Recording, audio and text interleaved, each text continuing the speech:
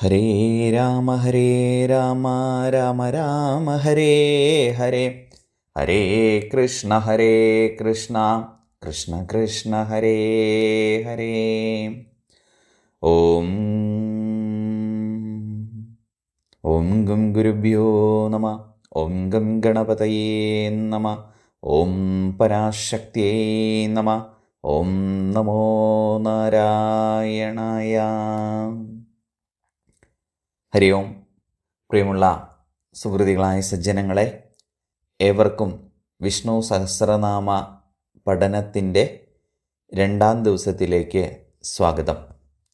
നമുക്കെല്ലാവർക്കും ഒരുമിച്ചുകൊണ്ട് ഭഗവാന്റെ 12 നാമങ്ങളൊന്ന് ജപിച്ച് ഇന്നത്തെ ക്ലാസ്സിലേക്ക് വരാം. ഓം കേശവായ നമഃ. ഓം നാരായണായ നമഃ. ഓം മാധവായ നമഃ. ഓം ഗോവിന്ദായ നമഃ. ഓം വിഷ്ണവേ നമഃ. ഓം മധുസൂദനായ നമഃ. ഓം ത്രിവിക്രമായ നമഃ. ഓം വാമനായ നമഃ.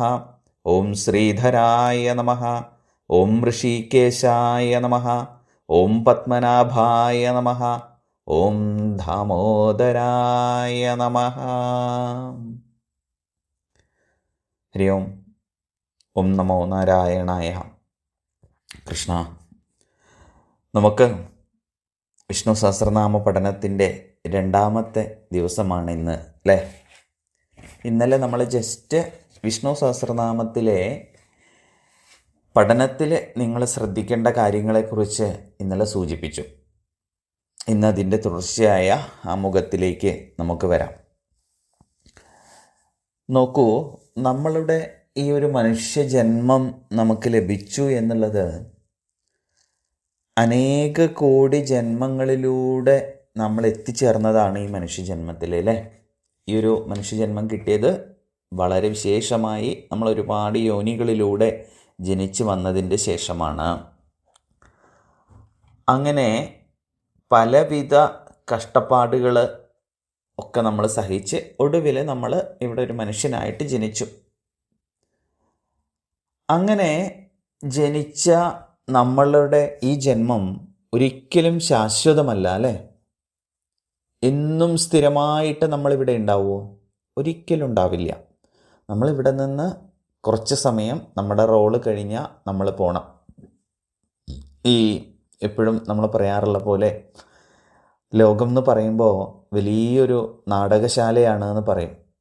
ആ ഒരു വേദിയാണിത്, നാടകത്തിൻ്റെ വേദിയാണ്. അവിടെ ഓരോരുത്തരും അവരവരുടെ റോളുകൾ അഭിനയിച്ച് പോകുന്ന പോലെ നമ്മളും നമ്മളുടെ റോള് കഴിഞ്ഞാൽ നമ്മൾ ഇവിടുന്ന് പോകണം, അല്ലേ? അങ്ങനെ പല പല റോളുകൾ നമ്മൾ അഭിനയിച്ച് കഴിഞ്ഞു ഇപ്പം തന്നെ നിലവിൽ. ഇനിയും കുറച്ചുകൂടെ റോളുകളൊക്കെ നമ്മളെല്ലാവരും അഭിനയിക്കാനുണ്ട്. അത് കഴിഞ്ഞാൽ നമ്മൾ ഇവിടെ നിന്ന് വിസ്മൃതിയിലായി പോയേ പറ്റൂ.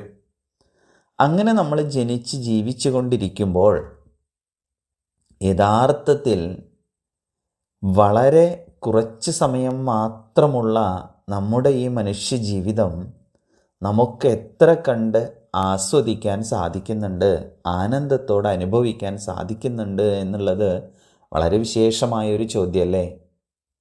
ഭഗവാന്റെ കണ്ണിൽ ഈ ഒരു മനുഷ്യ ജീവിതത്തിൻ്റെ സമയമെന്ന് പറയുന്നത് ഒരു മിന്നൽ വരുന്നതിൻ്റെ, ഇടിമിന്നൽ അറിയാലോ, ആ മിന്നൽ വരുന്നതിൻ്റെ എത്രയോ 1000-ലൊരു അംശമാണ് അത്രേ ഒരു മനുഷ്യജീവിതത്തിൻ്റെ 120 വയസ്സ് എന്ന് പറയണത്.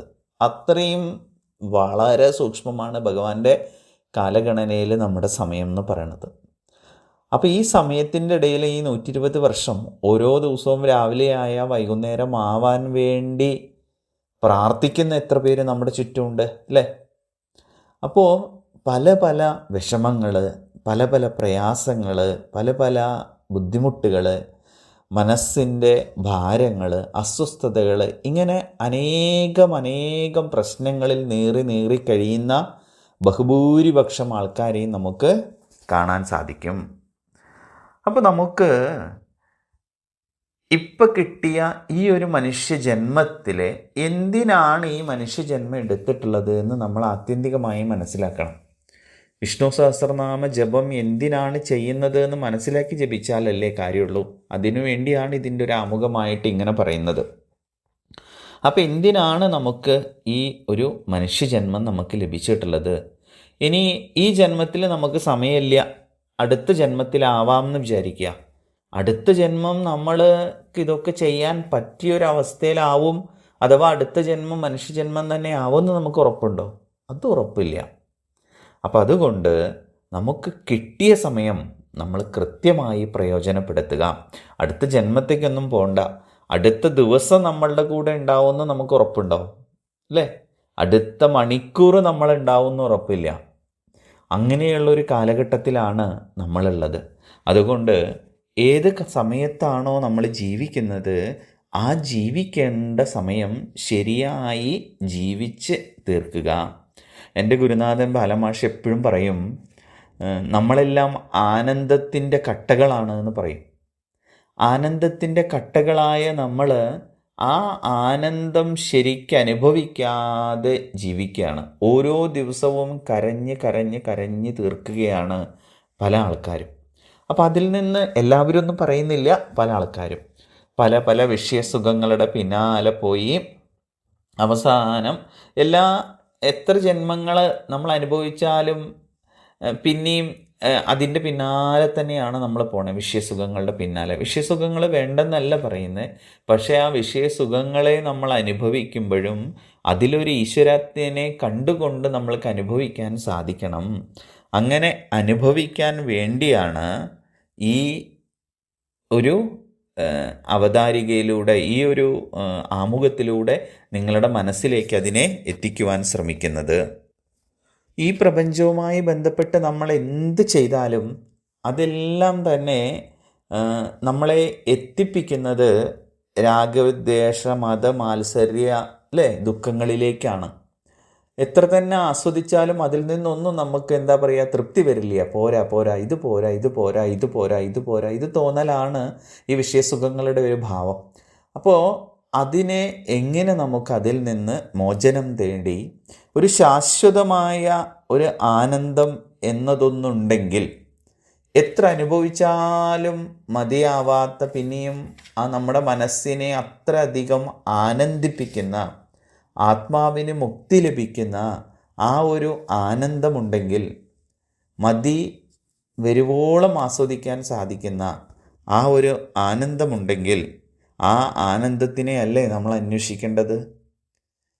മനസ്സിന് ആ ഒരു നിറവിലേക്ക് നമുക്ക് എത്തണമെങ്കിൽ അതിനു വേണ്ടിയിട്ടാണ് നമ്മൾ ഈ വിഷ്ണു സഹസ്രനാമ ജപത്തിലേക്ക് നിങ്ങളെ സ്നേഹപൂർവം ക്ഷണിക്കുന്നത്.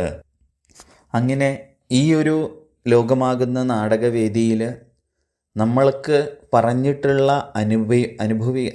അനുഭവിക്കേണ്ട കർമ്മങ്ങളെല്ലാം ഒരു നാടകശാലയിൽ എന്നോണം സന്തോഷപൂർവം അഭിനയിച്ച് അതിൻ്റെ യാതൊരുവിധ കളങ്കങ്ങളും നമ്മളിൽ ഏശാതെ, അല്ലേ? അതിങ്ങനെ പറയുമ്പോൾ നമുക്ക് എളുപ്പം ഇങ്ങനെ ഒരു തത്വം പറയുമ്പോൾ നമുക്ക് മനസ്സിലായി. ഇപ്പോൾ മോഹൻലാൽ എന്ന് പറയുന്ന ഒരു നടൻ ഒരു സിനിമയിൽ അഭിനയിക്കുക എന്ന് വിചാരിക്കുക.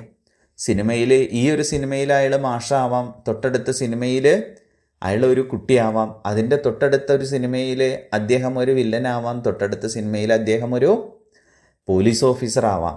ഇങ്ങനെ പല പല മേഖലകളും പലരെയും അതിൽ വധിക്കുന്നുണ്ടാവാം, പലരെയും പല മേഖലകളിലാണെങ്കിലും അതൊന്നും ആ അദ്ദേഹത്തിൻ്റെ വ്യക്തിജീവിതവുമായി ബന്ധപ്പെടാതിരിക്കുന്നത് പോലെ ഈ പ്രപഞ്ചത്തിലെ പല പല റോളുകൾ നമ്മൾ അഭിനയിച്ചുകൊണ്ട്, അല്ലെങ്കിൽ പല കർമ്മങ്ങൾ നമ്മൾ ചെയ്യുമ്പോൾ ഈ കർമ്മങ്ങളും കർമ്മഫലങ്ങളും ഒന്നും ആത്മാവിനെ ബാധിക്കാതെ നിത്യമായ ആനന്ദം മാത്രം അനുഭവിച്ചുകൊണ്ട്, മനസ്സിനൊരു ഭാരമില്ലാതെ നിത്യമായ ആനന്ദം നമുക്ക് അനുഭവിക്കാൻ സാധിക്കുമെങ്കിൽ അതിലേക്കുള്ള വഴികളല്ലേ നമ്മൾ നോക്കേണ്ടത്?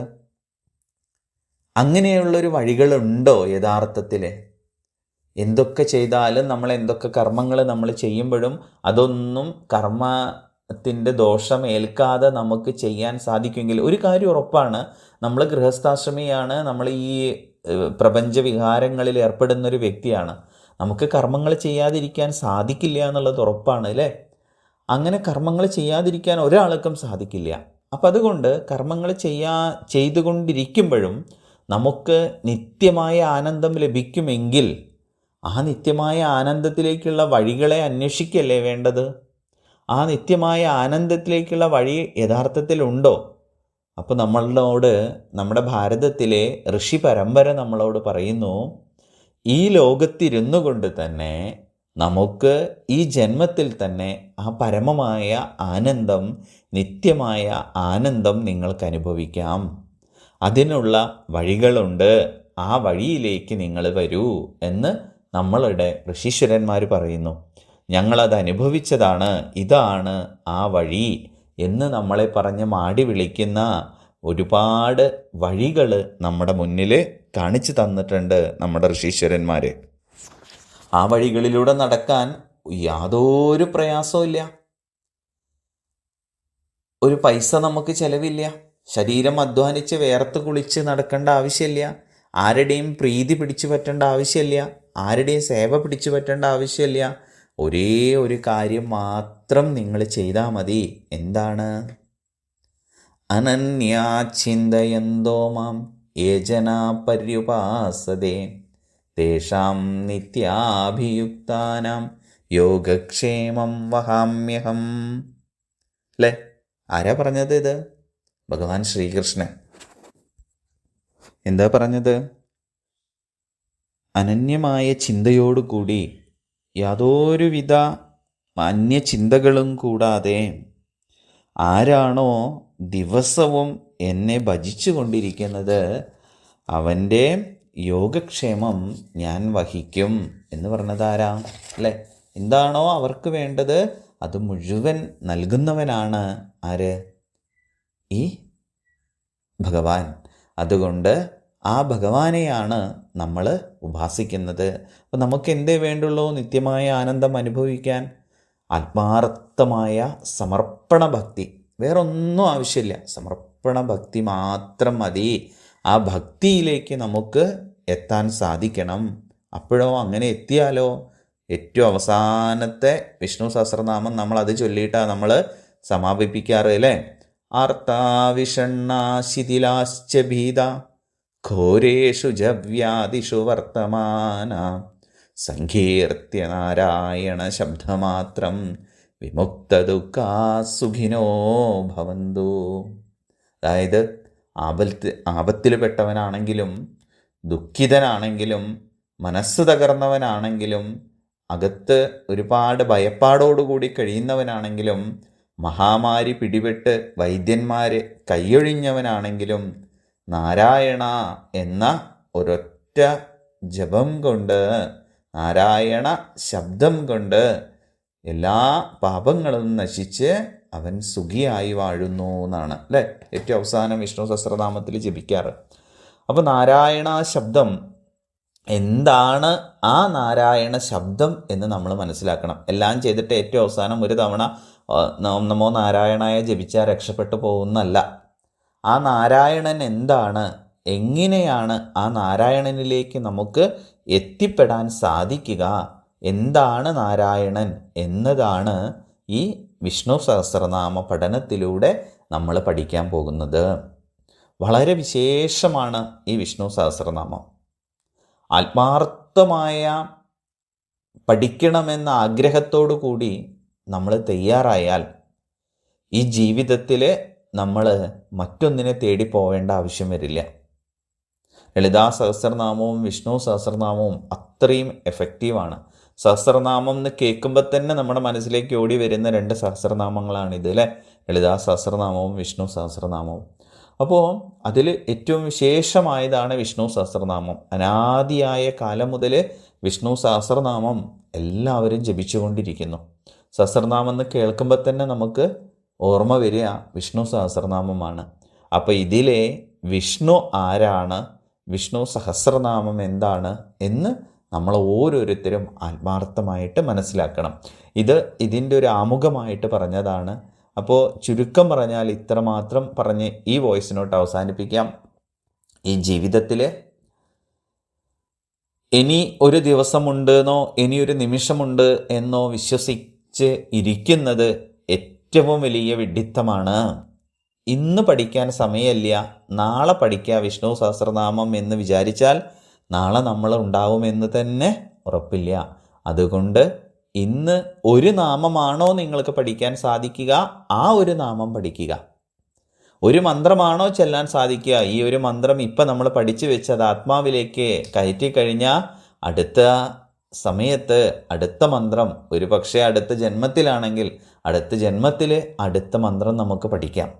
അതുകൊണ്ട് ഇന്ന് നിങ്ങൾക്ക് സാധിക്കുമെങ്കിൽ, ഈ ജന്മത്തിൽ നമുക്ക് സാധിക്കുമെങ്കിൽ ഇതിനെ നമ്മൾ പഠിക്കുക. അനേകം ഭാഷ്യങ്ങൾ എഴുതിയിട്ടുണ്ട് വിഷ്ണു സഹസ്രനാമത്തിന്. ശ്രീമദ് ശങ്കരാചാര്യ സ്വാമികൾ തന്നെ വിഷ്ണു സഹസ്രനാമത്തിന് ഭാഷ്യം എഴുതിയിട്ടുണ്ട്. വളരെ വിശേഷമാണ് ഈ വിഷ്ണു സഹസ്രനാമം.